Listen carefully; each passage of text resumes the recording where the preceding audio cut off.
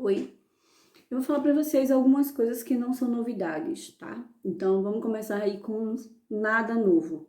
Mas depois a gente vai chegar a uma conclusão aí que é uma conclusão satisfatória. Então vamos dizer assim. Então, o primeiro ponto, né? O que é um orçamento? Um orçamento, ele é uma estimativa de custos. E estimativa de custo não é certeza de custo. Algumas pessoas comentam, alguns livros, alguns autores colocam que a gente só vai saber o preço real da obra assim que a obra vai acabar. Então, isso gera muita incerteza, né? Eu acho que no mercado de trabalho, né, gera muita incerteza aí por parte dos clientes, como de fato vai ficar os custos da obra. Então, como a gente pode dar essa tranquilidade ao nosso cliente? Como a gente pode passar para ele a informação que esse é o custo da obra e esse é o custo que vai ser real executado? Ou como a gente pode tratar com ele as intercorrências que vão acontecer ao longo dessa trajetória? Então, como a gente pode garantir isso ao cliente, né? Como a gente pode chegar e dizer, olha, esse é o valor real da tua obra. Então, a partir do momento que os orçamentos são estimativas de custo, eles têm precisões. Essas imprecisões, elas advêm, a primeiro ponto, do método que você está utilizando. Então, cada tipo de contratação pode ser aplicado um método diferente de estimativa de custos.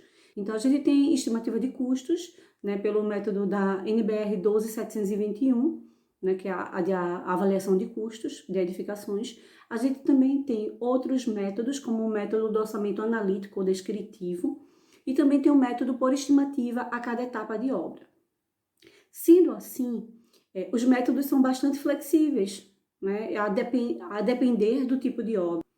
Assim, como eu escolho o melhor método, como eu posso confortar o meu cliente na minha tomada de decisão no levantamento dos custos de uma obra.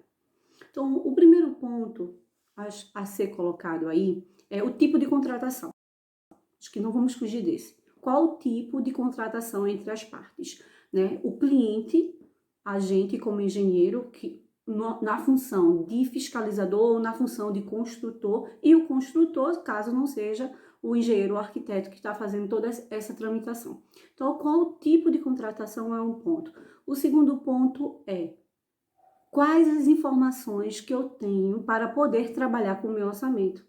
Então, esse é o segundo ponto, esse é um ponto muito crítico na realização dos custos de uma obra. Então, para a gente estimar os custos, eu posso dizer que esse resultado final,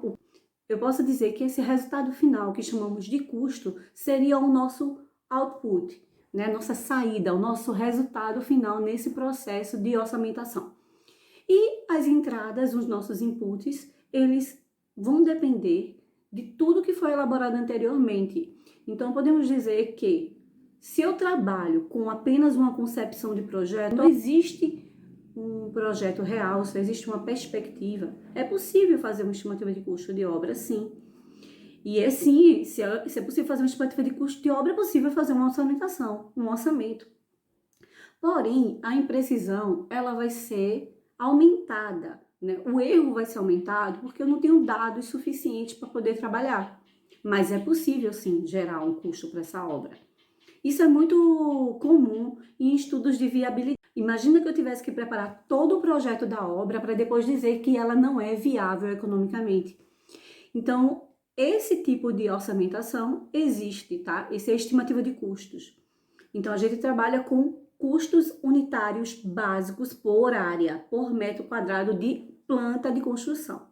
Mas se eu ainda estou na concepção, eu preciso pelo menos ter uma ideia do que vai ser construído, né? Qual o padrão de acabamento, qual a área, pelo menos a área de construção. Não digo efetivamente as áreas de cada um dos cômodos. Então, esse ponto aí para a estimativa de custo seria suficiente, mas existe uma imprecisão aí. Eu posso dizer para vocês que essa imprecisão é numa ordem até considerável, né? Na faixa aí de 20 a 30%.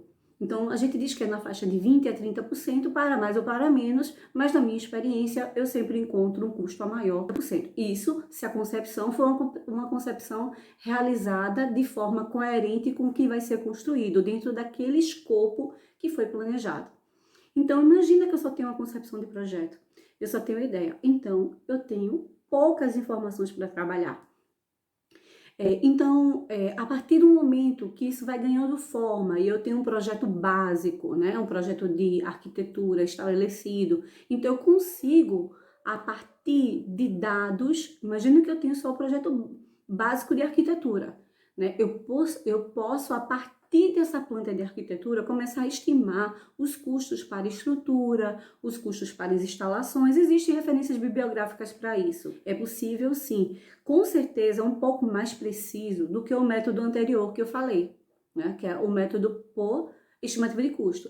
Esse é um método de identificação por etapas construtivas ou por grupos de serviços ou sistemas construtivos. Existem sim imprecisões aí. Claro, como todo tipo de orçamento, vai acontecer as imprecisões. E quando eu tenho informações muito mais detalhadas, projetos executivos que vão ter informações complementares com projetos estruturais definidos, que eu vou ter projeto de instalações com todas as definições dos tipos de cabeamento, né, todo o dimensionamento e demais projetos complementares de arquitetura, a depender da obra, porque cada obra vai ter sua necessidade aí de projeto e de execução. Então eu consigo ter um detalhe, né, que vai me gerar essa informação de entrada para eu transformar em um resultado numérico de saída. E sim, quando eu tenho mais dados, eu vou ter mais resultados satisfatórios. Mesmo assim, eu tenho imprecisões. Então, imagina que eu tenho o projeto executivo, todas as informações, eu visitei a obra, eu fiz entrevistas, eu coloquei tudo que era possível para eu conseguir fazer o meu custo da minha obra, a minha orçamentação.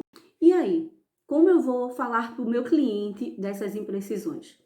Como eu vou colocar essa situação para o meu cliente? Eu acho que o primeiro ponto é preto no branco. Tem que ser tudo claro.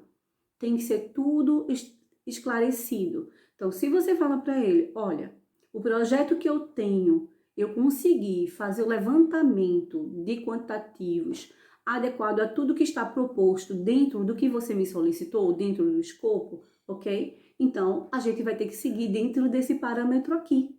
E assim é bem possível que o seu custo bata com o valor da sua obra e possivelmente com as negociações que vocês fazem, com todo o trabalho, carinho, cuidado que vocês têm na gestão da obra, isso daí pode gerar muito mais lucro do que estava previsto. Então, cuidado com essa parte de gestão, também pode gerar muito mais prejuízo do que estava previsto. Assim, a gente deixando as coisas às claras, qualquer interferência que acontecer, a gente consegue negociar com o nosso cliente. Atenção, isso deve constar no seu contrato, né? Isso deve constar como cláusula de reajuste de contrato, reequilíbrios. Isso é o assunto para outra conversa da gente, tá? Aditivos, então tem que caber aí cláusulas que possam ser trabalhadas futuramente, a depender das mudanças de especificações de projeto, como a gente pode falar, mudanças de escopo.